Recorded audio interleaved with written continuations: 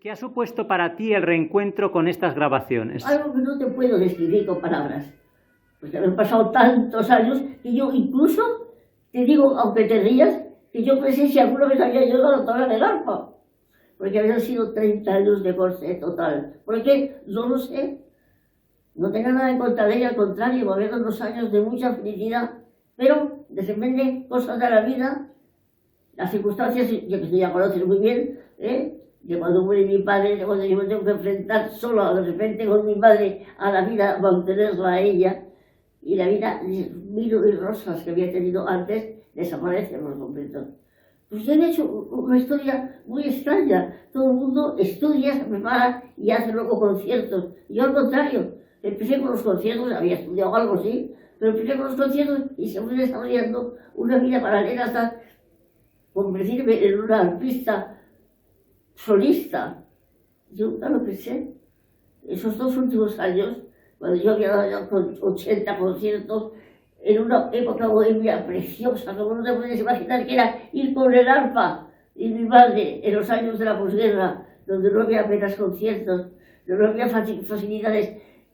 Fue una cosa tan romántica, tan bonita, lo pasamos tan bien en aquella época tan dura, juntas las dos, y era de esa gran música que hoy están conmemorando también, Lola Palantín. Fue inolvidable, fue algo, y de repente yo corto de raíz, me dedico a otras cosas que no tienen nada que ver con la música, con el arte, pero que es muy interesante también. Porque yo cuando tengo que cambiar de vida para mantener a mi madre, me encuentro que solo sé tocar el arpa. Y en ese momento tocar el arpa no valía para nada. Pero yo hablaba inglés. Y estaban los americanos de las bases haciendo las bases en España. Necesitaban gente que hablaba inglés y entonces nadie hablaba inglés. Yo hablaba inglés y empecé a trabajar así. Y me encontré con un mundo que yo no esperaba. Un mundo interesantísimo también. El mundo del comercio, que son las primeras actividades realmente que tiene la sociedad cuando empieza a trabajar conjuntamente. El comercio es muy importante. Abre las puertas a algo que no existía hasta entonces. Y esa forma de comercio que yo no conocía, la encuentro atractiva, interesante. La encuentro con los mismos problemas, las mismas zancadillas, las mismas ceros que había en el mundo de la música. Porque el ser humano es solo uno y reacciona siempre igual. Y entonces me meto en una vida que me dio montones de satisfacciones también y montones de alegría, y aquí yo aprendí a respetar. Es el mundo del comercio, el mundo de la comunicación primera entre los hombres, las sociedades, pienso, ¿no? Ha sido una vida maravillosa. Y ha sido una vida impensable, ha sido una vida nueva, es una vida, no puedo explicar, pero tengo la inmensa tristeza de que ahora, en estos momentos, no puedo disfrutarla plena. Ha venido la enfermedad, ha venido la vejez, tengo casi 100 años, y de repente me encuentro con este regalo que es tan importante para mí y que tanta importancia tienes tú en él. Porque has cogido esa música que estaba allí olvidada y hasta una nueva vida. Y juntos, al principio, cuando estábamos disfrutando, encontrando huecos para poder meterte en ella, y por fin consigues un hueco enorme, y dices, ya estamos dentro, ya puedo. Y has hecho una limpia, una revitalización, aquella música, y me has hecho oírme a mí también, y a mi madre. Esa programación de mi madre mía, tan hermosa, y que a los nietos les ha encantado, como tú no tienes ni idea, porque no había nada realmente escrito, oído, escuchado entre las dos. Así que la labor que has hecho tú, hijo mío, es inmensa, es tremenda, es darme a mí, devolverme una personalidad que tuve y que yo había olvidado y que estaba ahí, latente, y que me ha encantado después recuperarla. La labor es increíble, con lo que tenías, con el material que conocíamos, tú tenías, has hecho lo imposible, que vuelva a sonar mi arpa. ¿Tú sabes lo que es eso? Y de la forma que lo has hecho, no se puede pagar con nada. Y lo que siento es no poder estar a pleno, al 100% con vosotros. Dios me ha dado esta alegría inmensa cuando yo tengo unas condiciones físicas bastante deplorables. Pero ha sido así. ¿Por qué? No sé. Y ahí están, 75 años atrás. Lo imposible es realidad. Gracias a ti. Nunca, nunca, jamás te podré devolver de ninguna manera. Eso se puede devolver. Todo lo que has hecho por ello. Y tú no sabes lo agradecido que te estoy. Has hecho una labor de titanes. Has recuperado algo que a la gente le está encantando. Que yo tenía mis dudas, ¿te acuerdas? Porque yo soy una persona que ha dudado siempre mucho sobre mí misma.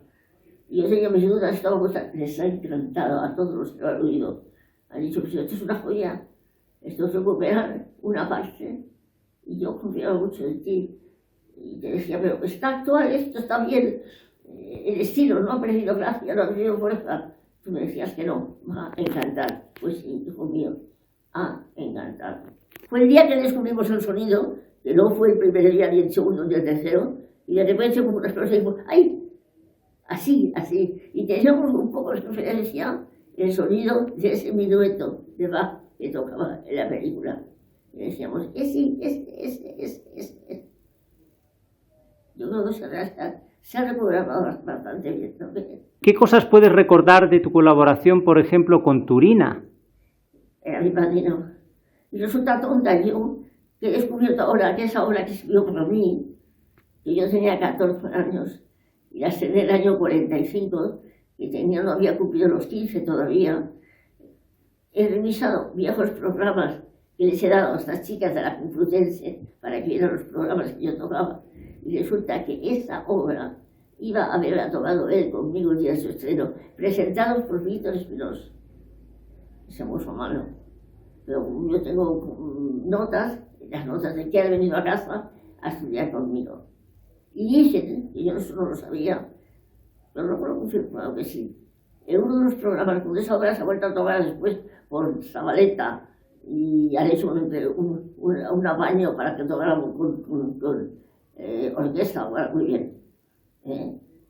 Y en uno de los programas, años más tarde, que se tocó esa obra después por Zabaleta, en lo de arpa y flauta, arpa y piano, de Turina, dice que Turina no había oído tocar nunca a su joven, no se llama esto, ahijada. Una tarde fue a su casa, la oyó tocar el arpa, y ella le pidió, escríbeme una cosa. Y él cuando volvió a su casa se sentó inmediatamente, así yo. No sabía yo eso. Un Guridi, un gran Guridi, que me escribió una obra preciosa, un zorcico, que resulta que es la obra más tocada, de las 10 obras más tocadas por las arpistas de todo el mundo. Yo entonces, cuando me escribí esta obra, el año 44, no, más, 45, 46, por ahí, yo estaba en París, con la beca que había cogido con Lili Laskin, una maravillosa arpista. Y entonces le escribí a él. Me dice, no, maestro, yo tenía mucha confianza con él, por eso le había pedido la obra. Era mi padre y él eran compañeros de academia. Y en mi carta le decía que no sabe lo bonito, lo que ha gustado al Zorcico, y lo que ha gustado a todos los que la han oído. Y él me contestó en una carta que conservo, decía, pronto me alegro lo que me dices. Mi Zorcico no es gran cosa, pero, puntos suspendidos, tocado por sí. Y esa obra de la cual él hablaba así, es una de las 10 obras más tocadas por las artistas de todo el mundo. Es bonito. ¿Y qué recuerdas de tus giras con tu madre, cuando viajabais juntas tu madre y tú? Durante la posguerra, esos años que estaban en blanco, donde no había conciertos y de arpa, velos, éramos las dos. Íbamos las dos con el arpa por esos caminos. Yo le decía, mamá, nos falta nada más que el oso y la mora y pasar el platillo. Fue muy bonito, en circunstancias muy difíciles y sin embargo muy hermosa, donde la música era todo, donde íbamos a sitios donde era la posguerra muy dura, donde había y tocábamos en teatros sin calefacción. Imagínate, para los dedos. Sí, entonces había, curioso, en todos esos conciertos había 3 partes. Gustaban mucho los entreactos, porque los entreactos la gente salía y se hablaba. No era como ahora son 2 partes, no, 3 partes. En programas que siquiera te enseñaré, donde se tocaba a lo mejor 5, 6, 8 días horas en esa, cada parte, ¿no? Y había veces que tocaban en otros sitios sin calefacción. Mi madre estaba de bastidores con un banquito de piel y una botella de agua caliente que no sé dónde la sacaría, y yo entre acto iba y me untaba las manos y salía a tocar. Y yo recuerdo en el Teatro María Cordero, sin calefacción, un invierno durísimo, con el Quinteto Nacional, y allí estábamos todos, en el María Cordero, en invierno, sentados en el patio de butaca, con el abrigo, con gorra, con guantes, con bufanda, como si fuéramos a la sierra, porque no, era frío, hacía frío, pero oye, no importaba nada, porque allí estaba con nosotros, estaba Bach, y estaba Beethoven, y estaba Schubert, y estaban todos ellos. No hacía falta la calefacción. Ellos nos traían la música al corazón, la música que sirvió tanto de consuelo, de escape en aquella época tan difícil, pero la música de nuestros amigos estaban allí con nosotros. Creo que eso es muy importante, ¿sabes? Y íbamos a gente sencilla, a gente que no habían visto un arpa en su vida de cerca, y nos podemos verla, sí, vete, qué bonito, qué dorado, cómo funciona. Y yo les explicaba cómo funcionaba el arpa, y les encantaba. Y luego, esos recitales de arpa sola no se han visto, ¿va? Te juro, a la gente le encantaba, mucho le encantaba. La primera música que yo he oído de pequeño, desde la cuna, ha sido la que tocaba mi padre el violín, y ha sido Vivaldi, y ha sido Bach, y ha sido Beethoven. A mí no me gustan demasiado las transcripciones, pero tenía que tocarlas, porque la música real de arpa de aquella época no me gustaba tanto. Yo hacía muchas transcripciones, y el programa que hemos hecho, que si tienes que estar grabado, hay transcripciones, pero hay obras originales también, porque Saint-Saëns escribió para el arpa en 2 ocasiones. Una, la arpa sola, que toqué yo cuando hice el concurso del conservatorio de fin de carrera, y otra más tarde que escribió para violín y arpa, que está grabada también. Curiosamente, y luego hay transiciones, y las obras que 3 que me escribieron para mí, es la de Turina, que es la de Guidi, y la de García López, que es muy bonita también, muy bonita, que se ha editado ahora, al cabo de los años se ha editado ahora, pero es una obra preciosa también. O sea que hay una mezcla, como veas, en el programa, de transcripciones y de obras originales, y eso me gustó mucho. Yo veía que me tocaban transcripciones, todo, pero no había música española contemporánea. Fue entonces cuando yo me dirigí a Turina, mi marido, Gurini, viejo amigo de la familia, y Leoz, que fue discípulo predilecto de Turina, de un gran compositor. Y yo mismo, hazme algo para el arpa. Y salió una cosa, un improviso muy bonito, muy ligero, muy artístico. Esa fue mi contribución, si es que ha sido algo, quizás ha sido conseguir que compositores conocidos de la ópera, de la música, miraran aquel instrumento un poco de lado, porque realmente el arpa es muy limitada en muchos aspectos, ¿no? Y sin embargo es muy atractiva también, creo, y es representativa de una forma de música de las más antiguas. Es uno de los instrumentos, un tal instrumento más antiguos que existen. Forma parte incluso del escudo de Irlanda. Entonces la música sudamericana es sin embargo, está muy limitada. Y los grandes compositores pasaron de largo por ella. Ni escribió Beethoven, ni escribió Schumann, ni escribió Brahms, ¿no? únicamente Mozart, pero es que Mozart escribía para lo que diera igual, o sea, música de callejera, escribió, era un bárbaro el tío. Entonces el arpa en la época de Mozart también era muy deficiente. Entonces había llegado a inventar el arpa actual con pedales, 7 pedales para las 7 notas. Y sin embargo, él se lanzó y escribió un concierto con un andante de los más hermosos que ha escrito Mozart, el andante de arpa y flauta, el concierto de Mozart, más melodías más bellas que se han escrito. Y lo que pasa es que tú sabes que el arpa solo se toca con no llega.